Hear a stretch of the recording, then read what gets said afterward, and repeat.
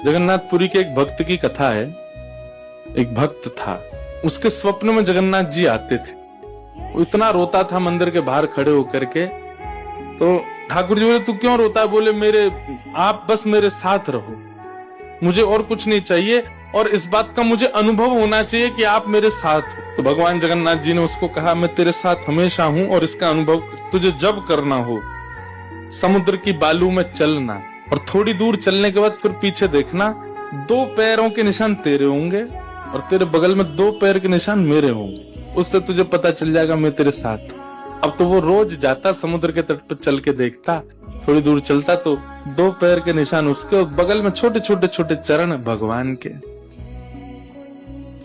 इतना प्रसन्न रहता था। लेकिन ये उसके घर में कोई घटना घटी, माता जी का देहावसन हो गया, बहुत कष्ट में आ गया, इतना पीड़ा में आ गया, रोने लगा, बिलखने लगा। अपनी माँ के जाने के भाव से तुरंत दौड़ करके गया। बोले, मैं मन को शांत करने का एक ही तरीका, पता चले जगन्नाथ जी मेरे साथ। अत्यंत पीड़ा में था। जैसे ही समुद्र के तट पर चल रहा था, रो रहा था बहुत तेज तेज। पीछे मुड़ करके उसने देखा तो 2 ही पैरों के चिन्ह थे। जगन्नाथ मंदिर के बाहर जाकर बोला, मैं समझ गया, मेरी माँ का देहावसन इसलिए हुआ क्योंकि आप मुझे छोड़ के चले गए हो। अब आप मेरे साथ में नहीं हो।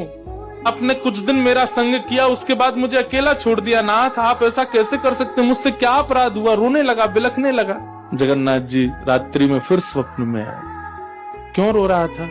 बोले, नाथ, आप मेरे साथ थे हमेशा, और आज आप मेरे साथ नहीं थे। मैंने जाके देखा 2 ही चरण चिन्ह थे, और आज ही मेरी माँ का भगवत धाम गमन हो गया। इसका मतलब आपने मुझे त्याग दिया ना? मुझसे कोई अपराध हुआ है? भगवान बोले, नहीं। तो फिर आज आपके चरण चिन्ह क्यों नहीं थे?